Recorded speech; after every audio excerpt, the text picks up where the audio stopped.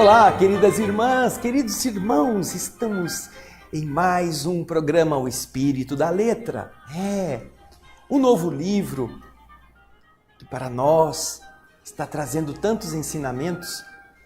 No Mundo Maior, nos apresentará hoje o terceiro capítulo. Eu tenho certeza que este capítulo vai despertar em você uma vontade ainda mais profunda de aprender, porque nós vamos trabalhar muito com o funcionamento da estrutura cerebral. Tanto que o título do capítulo é A Casa Mental. Então, você deve já procurar o seu livro. Não esqueça de ir marcando nas páginas que você quiser ou numa folha à parte os sinônimos, as palavras difíceis. Vá lendo conosco para que o conteúdo deste capítulo, que é preciosíssimo, não fique esquecido. Então, você tira o gato de cima do livro, abre o congelador, tira o livro de lá, coloca-o bem à vista para que você desfrute. E é isso que nós vamos começar no nosso programa de hoje, o terceiro capítulo, A Casa Mental. Então, vamos para a nossa sala de leitura. Vamos lá? Chegamos. Pegue o texto e vamos acompanhar o que André Luiz nos está explicando. Retomando a companhia de Calderaro, na manhã luminosa, absorvia-me o propósito de enriquecer noções pertinentes às manifestações da vida próxima à esfera dos homens, à esfera física. Admitido a colônia espiritual, que me havia recebido com extremado carinho, conhecia de perto alguns instrutores e fiéis operários do bem.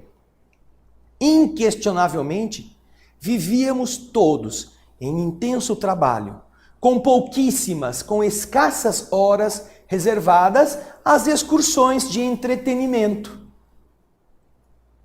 Demais, fruíamos ambiente de felicidade e alegria, que nos favorecia a marcha evolutiva. Nossos templos constituíam por si sós abençoados núcleos de conforto e de revigoramento. Nas associações culturais e artísticas, encontrávamos a continuidade da existência da Terra, agora enriquecida de múltiplos elementos educativos. O campo social transbordava, regurgitava de oportunidades maravilhosas para a aquisição de inestimáveis afeições. Os lares em que nós nos situávamos com o serviço diuturno se erguiam entre jardins encantadores, como se fossem ninhos tépidos, aquecidos, aqueles ninhos quentinhos, agradáveis e venturosos, cheios de bênçãos, em frondes perfumadas e tranquilas. Não nos faltavam determinações e deveres, ordem e disciplina. Entretanto, a serenidade era nosso clima e a paz nossa dádiva de cada dia. A morte nos havia arremessado a uma atmosfera estranha àquela que nós vivíamos na Terra. A primeira sensação que nós tivemos quando a morte chegou foi o choque. O imprevisto, aquelas novidades nos haviam empolgado. Continuávamos vivendo, apenas não tínhamos o corpo, não tínhamos a máquina fisiológica, mas as novas condições da existência não queriam dizer que nós perdíamos oportunidade de evoluir. Não! Os motivos de competição benéfica, as possibilidades de crescimento espiritual haviam lucrado infinitamente agora, do outro lado da vida. Podíamos recorrer aos poderes superiores. Podíamos manter relações edificantes, tecer esperanças e sonhos de amor, projetar experiências mais elevadas no setor da reencarnação, aprimorando-nos no trabalho e no estudo e aumentando, dilatando a capacidade de servir. Em resumo, a passagem pelo sepulcro, pela tumba, nos havia conduzido a uma vida melhor. Mas, diz André, e os milhões que transpunham esta estreita porta, este portal da morte, que ainda permaneciam apegados à crosta da terra, presos às coisas? Incalculáveis multidões desse gênero se mantinham na fase rudimentar do conhecimento. Apenas possuíam algumas informações primárias da vida. Eles suplicavam, exoravam amparo dos espíritos superiores, como as tribos primitivas reclamam, pedem a ajuda dos homens civilizados. Precisavam desenvolver faculdades, como as crianças precisavam crescer. Não permaneciam chumbadas à esfera carnal por maldade, mas se demoravam hesitantes no chão da terra, como os pequeninos descendentes, os pequeninos filhos dos homens, se agarram, se conchegam ao seio da mãe. Eles eram inseguros, eles não sabiam o que fazer. Então eles se apegavam à terra como a criança que se sente segura no colo da mãe. Não é que eles sejam maus, ou que eles fossem maus. Eles guardavam da existência apenas a lembrança do campo sensitivo, do campo das sensações. E eles pediam, ou o caso deles aconselhava a reencarnação quase imediata, quando eles não podiam ser matriculados em nossos educandários de serviço e aprendizado iniciais. Alguns tinham que renascer logo, porque eles não tinham condições de ser colocados nos planos espirituais, onde eles poderiam aprender um pouquinho antes de renascer. Agora André continua. Por outro lado, verdadeiras falanges de criminosos e transviados agitavam-se, não muito longe de nós, depois de haverem passado pelas fronteiras do túmulo. Transviados, bandidos, malfeitores. Eles gastavam, por vezes, inúmeros anos entre a revolta e a desesperação,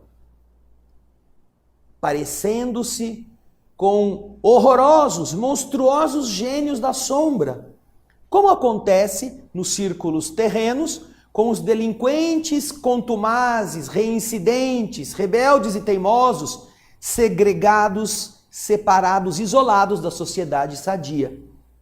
Mas sempre terminavam a corrida louca dos desvios escuros do remorso, ou nos desvios escuros do remorso e do sofrimento.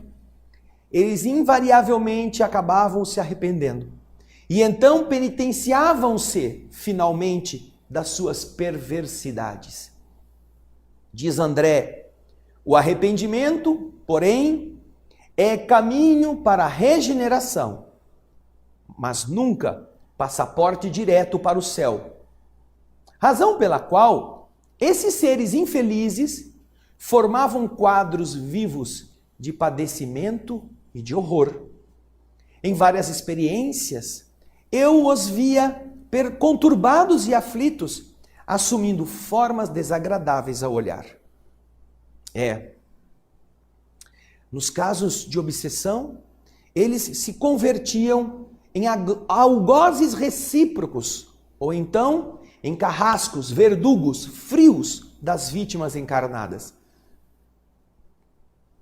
Quando eles estavam no plano espiritual, no período errante, ou presos aos vales de punição, eles assustavam, eles aterravam sempre pelos espetáculos de dor e de miséria sem limites.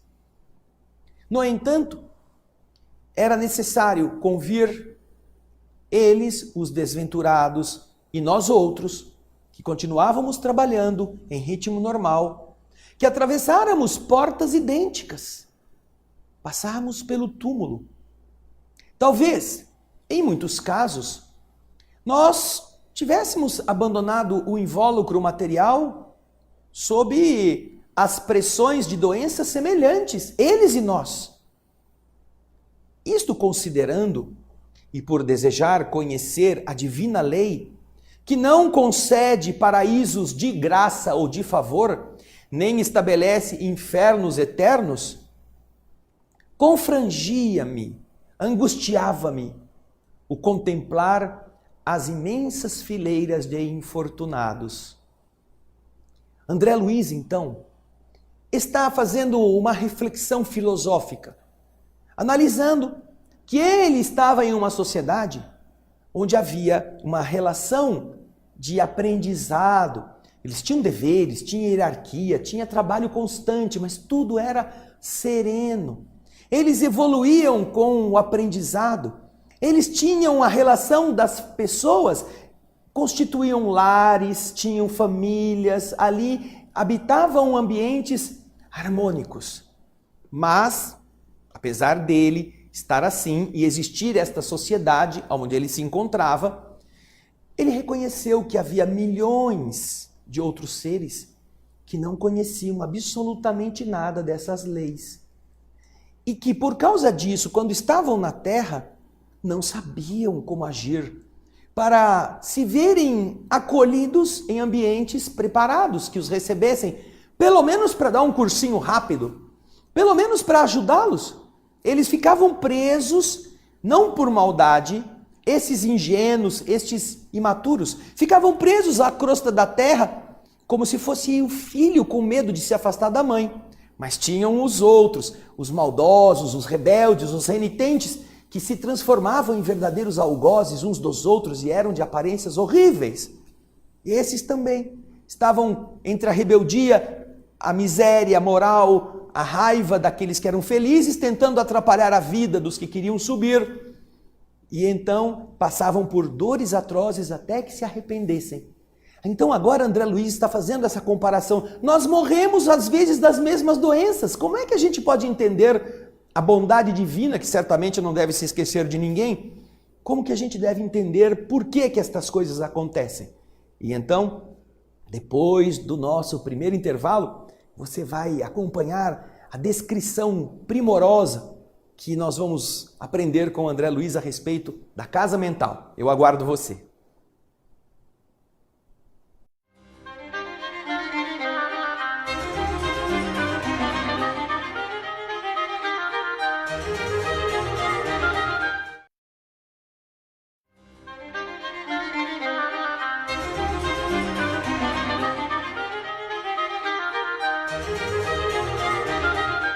Olá, queridas irmãs, queridos irmãos, estamos de volta com um estudo profundo desta obra maravilhosa, No Mundo Maior, de André Luiz, através da mediunidade de Francisco Cândido Xavier.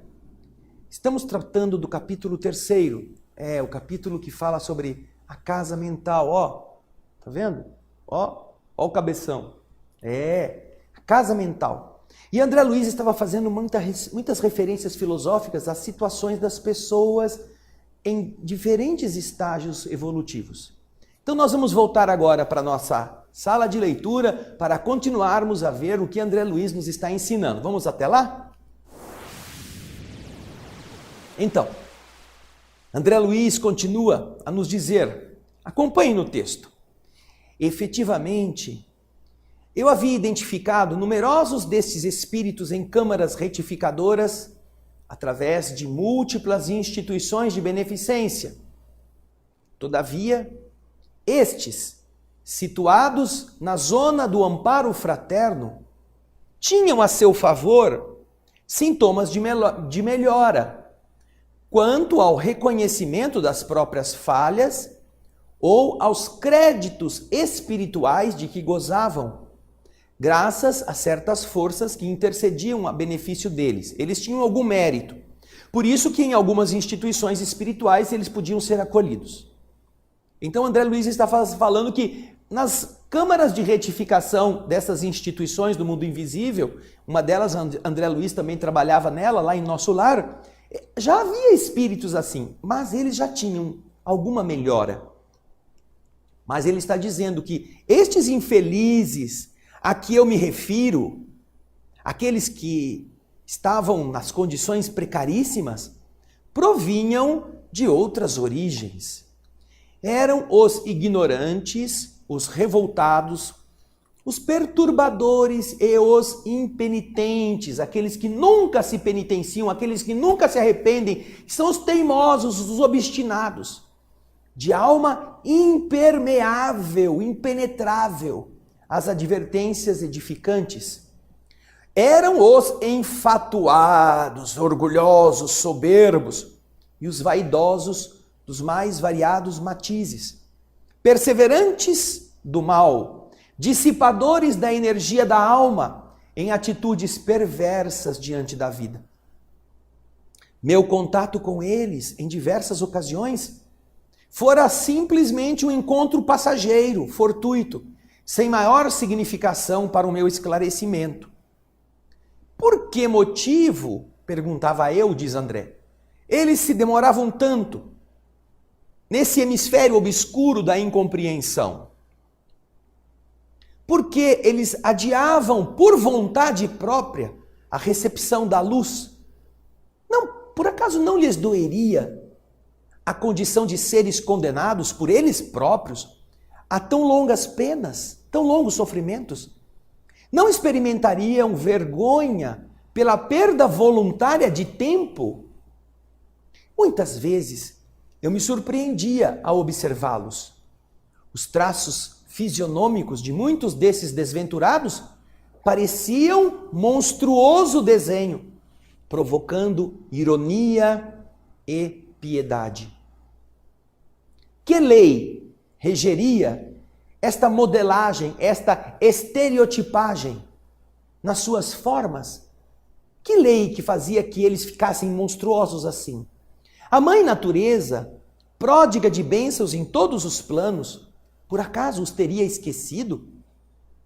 Ou recebiam esses traços fisionômicos de uma apresentação pessoal feia como um castigo imposto por superiores desígnios, por superiores vontades? Tais interrogações que me enxameavam, esfervilhavam no cérebro, me punham aflito por viver a possibilidade que me era oferecida. Eu queria aprender. E então aproximei-me de Calderaro naquela manhã, sedento de saber. Expus a ele minhas indagações íntimas. Contei-lhe de pé de ouvido, que me ouvia com tolerância, minhas expectativas ansiosas, longamente reprimidas, sofreadas. Eu pretendia conhecer aqueles que se entretinham na maldade, no crime, na inconformação. Queria saber como eles funcionam. Meu amigo escutou calmo, sorriu benevolamente e começou por esclarecer-me. André, vamos começar bem começado. Antes de mais nada, vamos modificar o conceito. Para transformar-nos em legítimos exemplos de auxílio aos espíritos sofredores, sejam eles desencarnados ou encarnados, é imprescindível compreendermos a perversidade como loucura, a revolta como ignorância e o desespero como doença, como enfermidade. Não é maldade, é outra coisa. É loucura, é perplexidade da ignorância, do desespero como doença. E ante meu espanto, ele disse fraternalmente: você entendeu? Estas definições, na verdade, não são minhas. Nós as aprendemos do próprio Cristo, no seu trato divino com a nossa posição de inferioridade na crosta da terra. Aí André falou: julguei que o instrutor fosse se estender em longas exposições verbalistas relativamente ao assunto, trazendo referências preciosas e comentando as suas experiências pessoais. Nada disso, nada disso. Calderaro simplesmente me informou: André, a cegueira do espírito é fruto da espessa ignorância em manifestações primárias ou do obscurecimento, da obnubilação, da razão nos estados de aviltamento, quando o ser se rebaixa muito, ele se avilta, ele se vulgariza. Nosso interesse no socorro à mente desequilibrada é analisar este último aspecto da sombra que pesa sobre as almas. Assim sendo, é necessário, André, faça mister que você saiba alguma coisa da loucura no âmbito da civilização humana. Para isso convém estudarmos com mais calma, mais profundidade, o cérebro do homem encarnado e o cérebro do homem desencarnado que estejam em posição desarmônica, para que então situemos aí o órgão de manifestação da atividade do espírito. Vamos estudar o cérebro. Eu, disse André, desejaria continuar ouvindo nas explicações claras e convincentes que lhe fluíam dos lábios, mas Calderaro silenciou para, passados alguns instantes, afirmar: André, eu não disponho de muito tempo para discretear, discorrer, ficar falando de matéria estranha aos meus serviços. Todavia, nós nos ocuparemos juntos, convictos de que, trabalhando nas boas obras, aprenderemos sempre a ciência da elevação. Então, sorriu e terminou dizendo: André, o verbo gasto em serviço do bem é cimento divino para as realizações imorredouras. Conversaremos, portanto, servindo aos nossos semelhantes de modo substancial, e nosso lucro será crescente. Calei-me, e daí a minutos, acompanhando-o, penetrei um vasto hospital, detendo-nos diante de um leito de certo enfermo que o assistente deveria socorrer.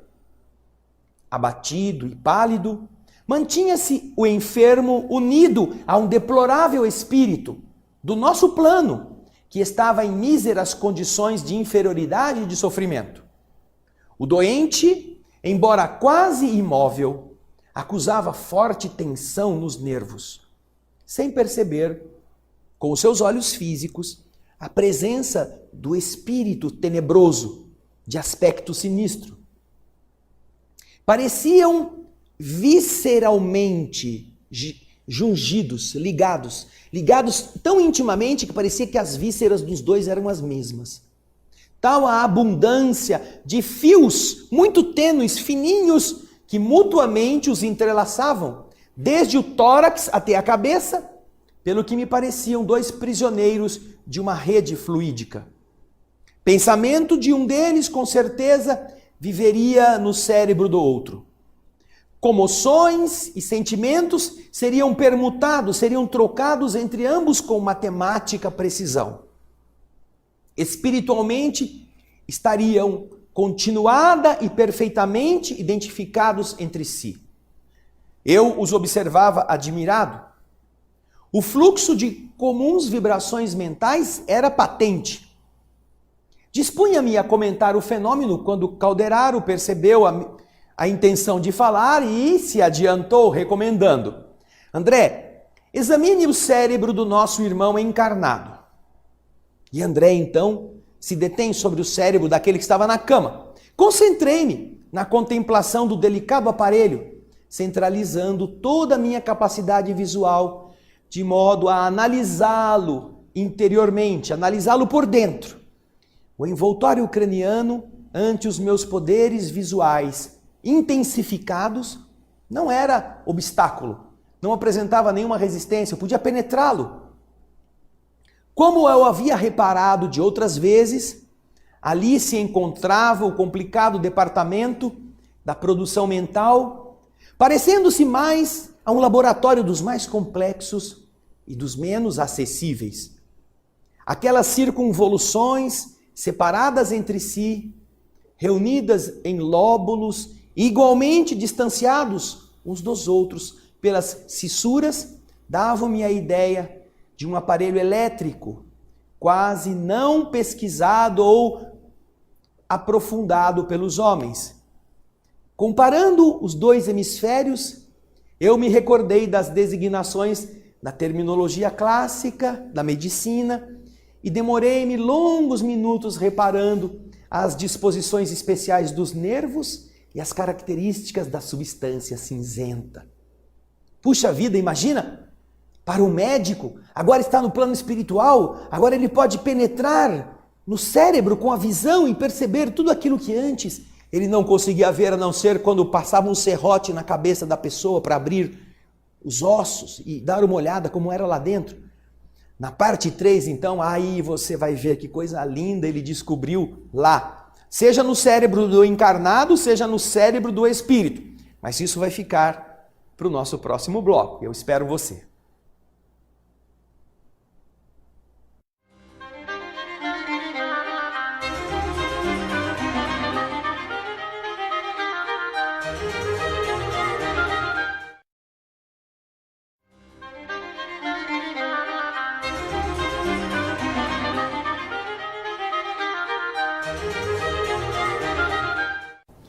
Estamos de volta com o estudo do livro do Espírito André Luiz, através da mediunidade de Francisco Cândido Xavier, cujo título é No Mundo Maior.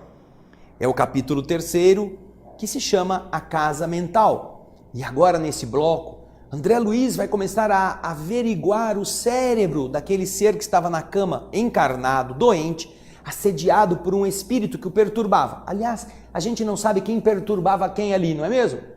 Ambos estavam tão entretidos um com o outro que uma rede de fios muito tênues, mas muito poderosos, estava fazendo com que o pensamento de um vivesse no outro, o pensamento do outro vivesse no um, e André Luiz viu que era uma confusão. Vamos estudar o cérebro daquele que está na cama, o encarnado. E agora, André Luiz vai nos relatar o que está vendo. Vamos então para a sala de leitura, que vai ser meio sala de leitura, meio sala de cinema, para que você veja que coisas lindas nós vamos aprender. Vamos lá? Então, André Luiz nos continua a dizer: a voz do meu orientador quebrou o silêncio, exclamando de repente: André, observe a sinalização. E então, assombrado, notei pela primeira vez que as irradiações emitidas pelo cérebro continham diferenças essenciais.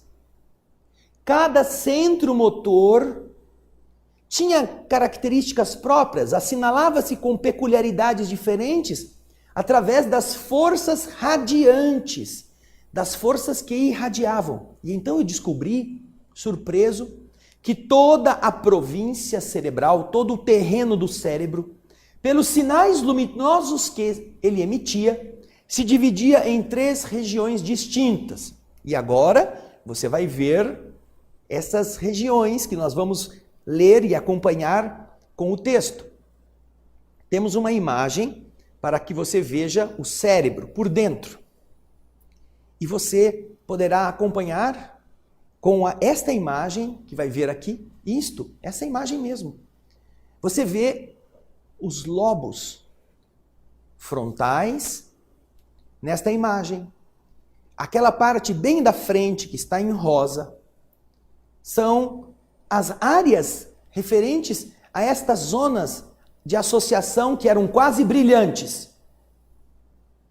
Daí, as outras que estão para trás desse lobo frontal que você está vendo, lobo parietal, lobo temporal, lobo occipital, elas tinham como córtex motor até a extremidade da medula, onde está lá o tronco cerebral, elas tinham uma claridade diminuída, ia diminuindo. E quando chegava nos gânglios basais, estava quase fraca, quase que não aparecia. Eu já estava gastando alguns minutos na contemplação das células nervosas que ali estavam, quando o assistente me aconselhou: bem, André, você examinou o cérebro do companheiro que ainda está preso ao corpo físico. Agora observe o mesmo órgão no amigo desencarnado que o está influenciando de modo direto. A entidade que não se dava conta da nossa presença, em virtude daquele círculo de vibrações grosseiras em que ela se mantinha, ela estava fixada toda a sua atenção no doente, no que estava na cama, lembrando a sagacidade, a astúcia de um felino, de uma onça vigiando a presa.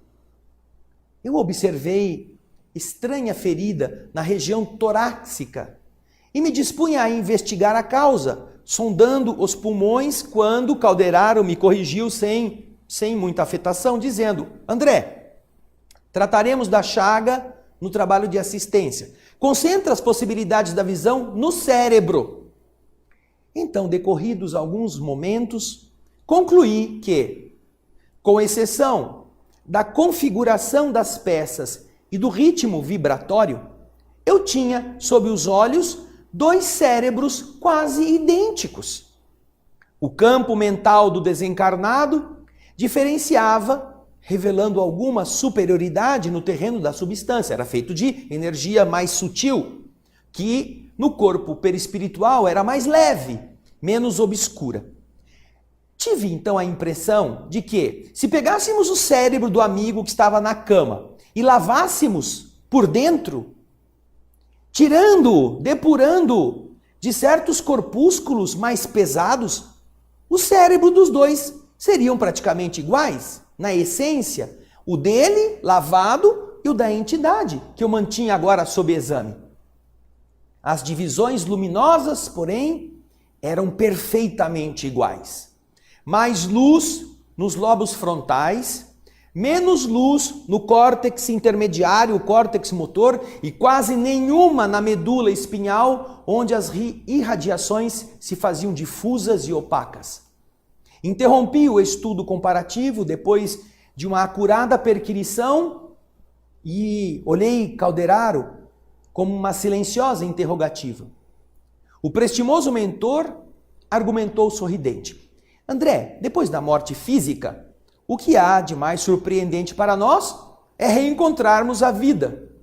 Aqui aprendemos que o organismo perispirítico, que nos modela em uma matéria mais leve, agora mais plástica, após a cova, após o túmulo, é fruto igualmente de um processo evolutivo. Não somos criações milagrosas, destinadas ao adorno, ao enfeite de um paraíso de papelão. Somos filhos de Deus e herdeiros dos séculos, conquistando valores de experiência em experiência, de milênio a milênio. Não há favoritismo no templo universal do eterno, e todas as forças da criação se aperfeiçoam no infinito. A crisálida, aquele casulo da consciência, que está no cristal a rolar na corrente do rio, aí se acha em processo de libertação. As árvores que por vezes se erguem centenas de metros depois de centenas de anos a suportarem os golpes do inverno e acalentadas pelas carícias da primavera, estão conquistando a memória.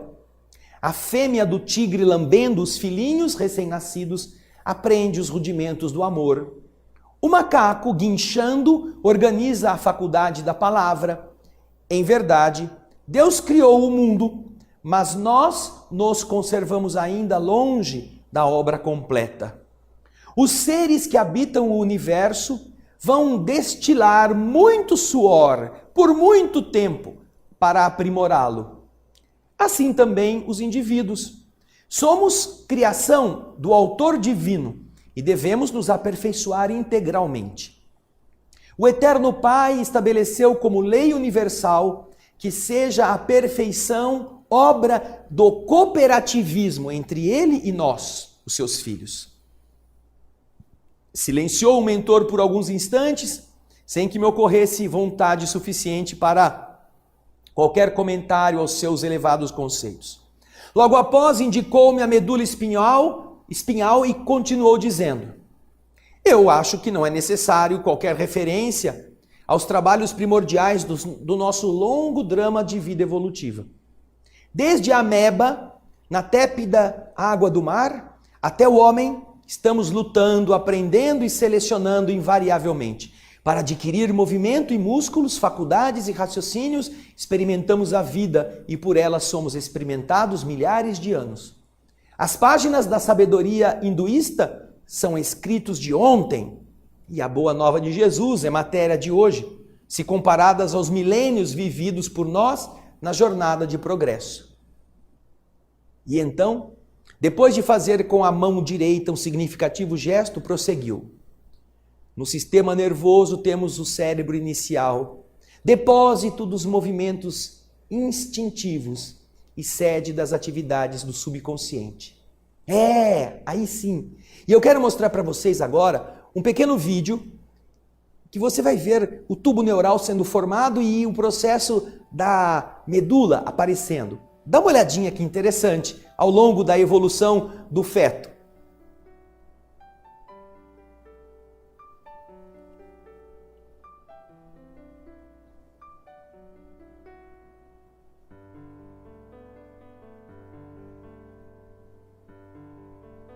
Ali começamos a ver o tubo neural. Agora a coluna vai sendo modelada. Esse tubo vai na parte de cima se transformando.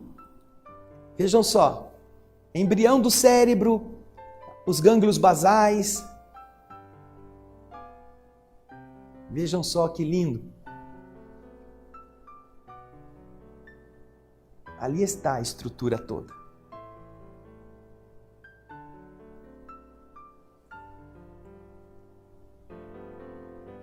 Quando você vê a sabedoria a que Calderaro se refere, você vai entender o que este capítulo vai nos revelar agora, logo a seguir.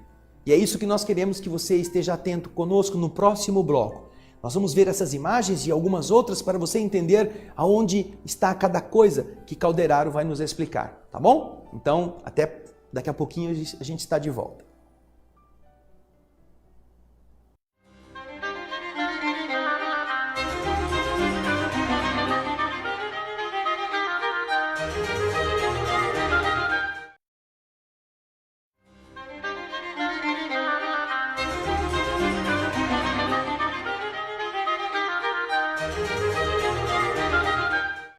Estamos de volta com o último bloco deste capítulo 3º, a casa mental.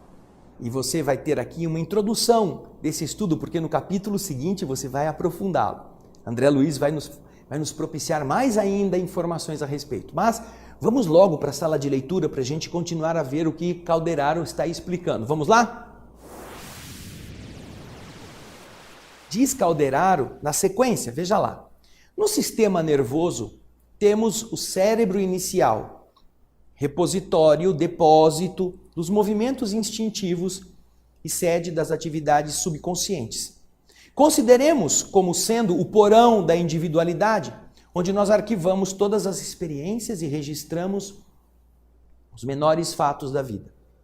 Na região do córtex motor, aquela zona intermediária, entre os lobos frontais e os nervos, temos o cérebro desenvolvido, reunindo, consubstanciando as energias motoras de que se serve a nossa mente para as manifestações imprescindíveis no momento atual da nossa evolução, do nosso modo de ser. Nos planos dos lobos frontais, silenciosos ainda para a investigação científica do mundo, jazem, dormem materiais de ordem sublime que conquistaremos gradualmente no esforço de nos elevarmos, representando a parte mais nobre do nosso organismo divino em evolução. Os esclarecimentos singelos e admiráveis me empolgavam. Calderaro era educador da mais elevada estirpe, ensinava sem cansar, sabia conduzir o aprendiz a conhecimentos profundos, sem nenhum sacrifício da parte do aluno.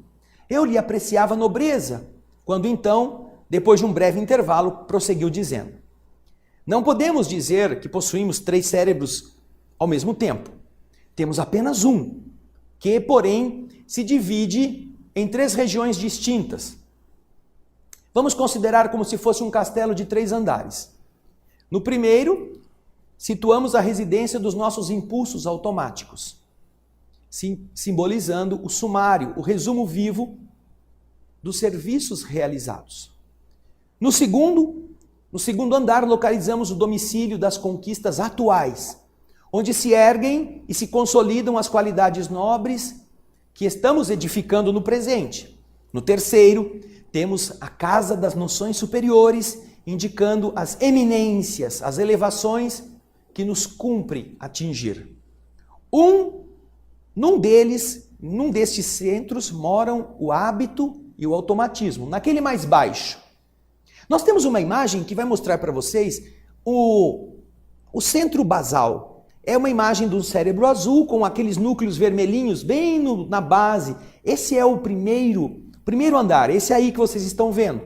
Esse é o primeiro andar onde eles estão informando que está o centro do automatismo. Pode ver que o gânglio basal é onde chega o tronco neural, o tronco da medula. É o nível mais baixo. Aí, no segundo andar, nós vamos ver o córtex motor. No outro residem, então, o esforço e a vontade. É aquele córtex que fica entre o gânglio basal e a parte frontal. E nele residem a vontade e o esforço de concretizar as coisas. E lá, no último, mais elevado, está hospedado o ideal e a meta superior a ser alcançada.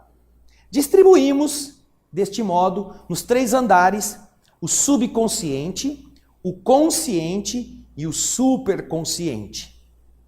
Como vemos, possuímos em nós mesmos o passado, o presente e o futuro. Ao verificar-se uma pausa mais longa, dei continuidade às ponderações íntimas, segundo o antigo hábito de inquirir. As preciosas explicações que eu ouvira não poderiam ser mais simples, nem mais lógicas.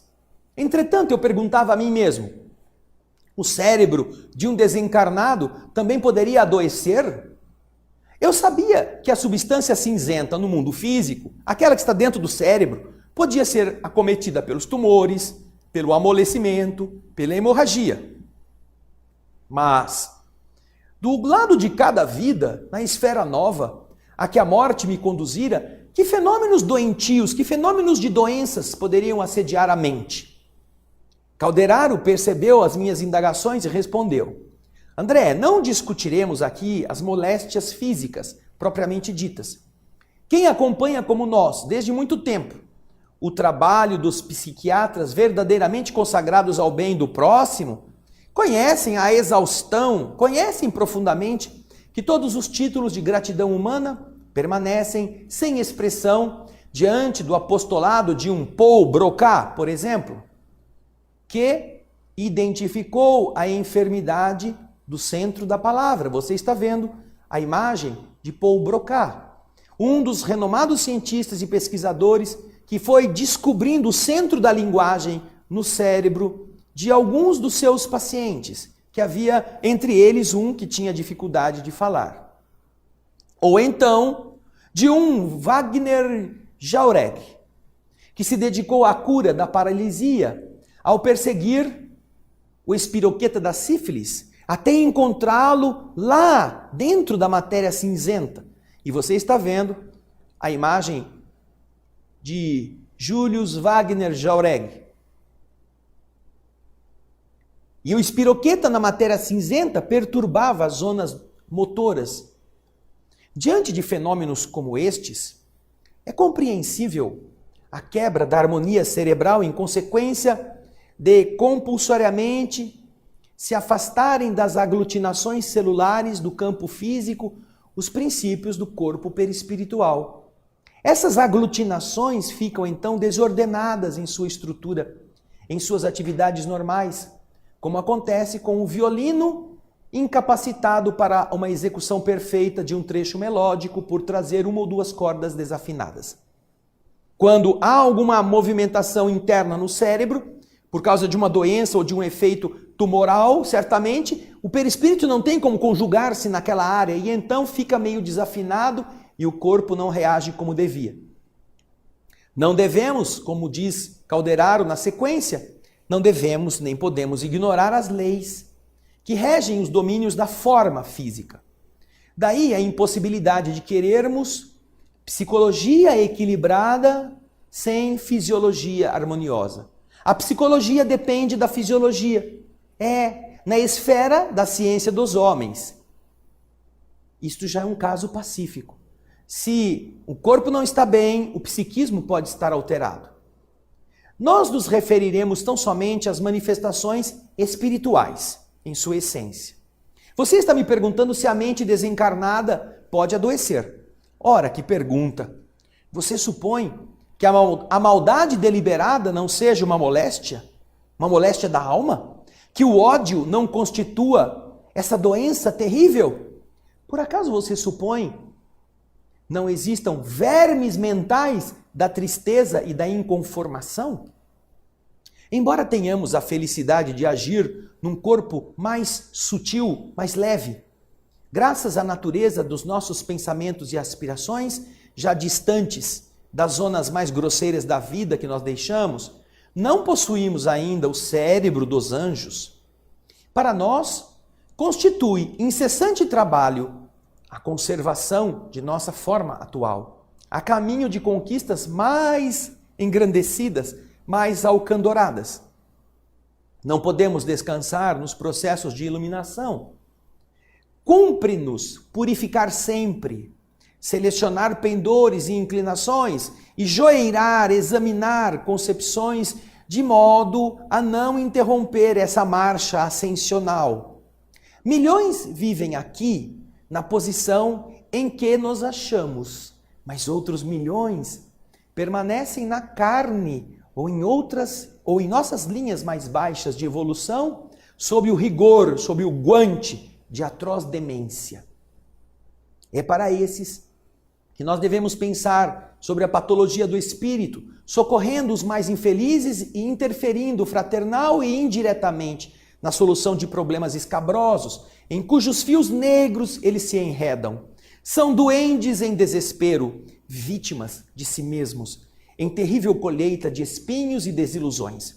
O corpo perispiritual humano, vaso de nossas manifestações, é, por agora, a nossa mais alta conquista na Terra, no capítulo das formas. Para as almas esclarecidas, já iluminadas de luz redentora, o perispírito representa uma ponte para o campo superior da vida eterna, ainda não atingido por nós mesmos. Para os espíritos vulgares, os comuns, os mais baixos, é uma restrição indispensável e justa. Para as consciências culpadas, é uma cadeia intraduzível, pois, além do mais, registra os erros cometidos, guardando-os com todas as particularidades vivas dos negros momentos da queda. O perispírito, o corpo vibratório de todos nós, tem todas essas características.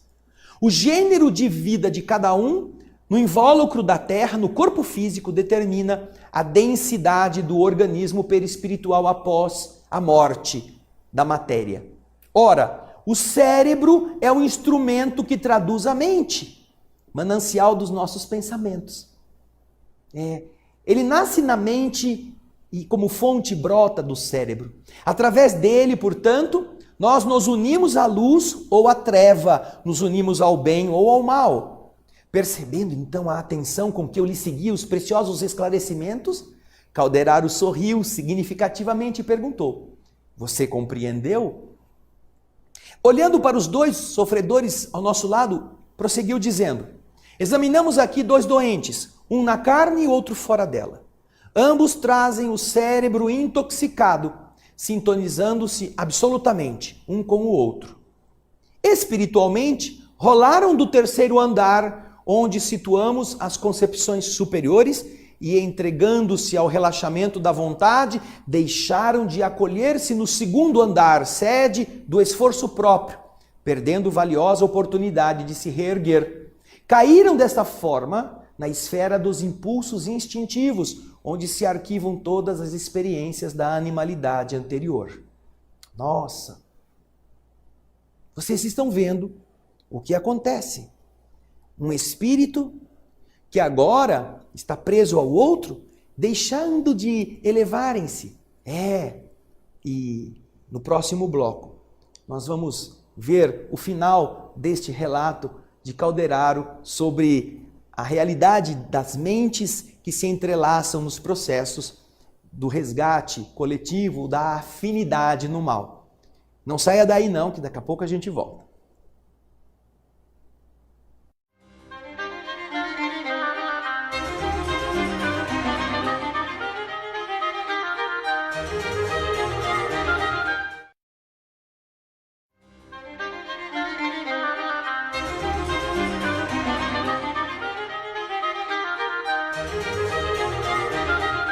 Olá, estamos de volta com o final do capítulo 3º, A Casa Mental. Vamos então já para a nossa sala de leitura para vermos o que Calderaro está terminando de explicar para André Luiz? Vamos lá? Acompanhe agora a fala de Calderaro. Ele diz assim: estamos examinando aqui, André, dois doentes, um na carne e outro fora dela. Ambos possuem o cérebro intoxicado e se sintonizam de maneira absoluta, total, um com o outro.